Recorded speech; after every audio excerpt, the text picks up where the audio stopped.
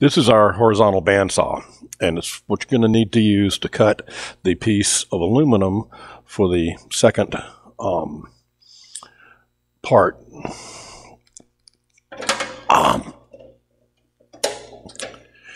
Lift the head like that, and you'll have your piece of aluminum be out here. As it turns out, I've set it so there's a stop here.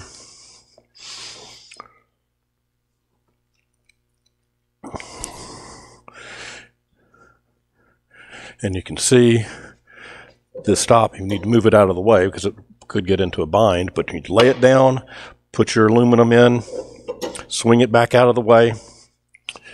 Then, to make this work,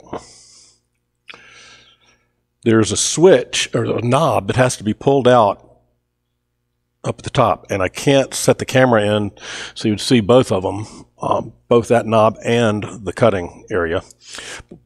Big wheel that you can use as a handle, just don't turn it because it's actually does the tension on the bandsaw blade.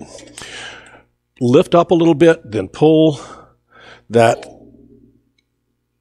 knob out, and you have to keep holding it out.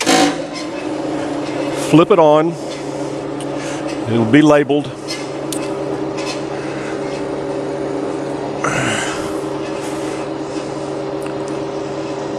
And some coolant.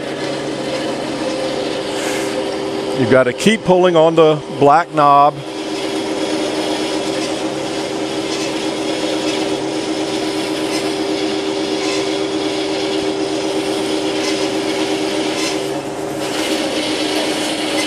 And you will see that once it finishes the cut, it turns itself off automatically.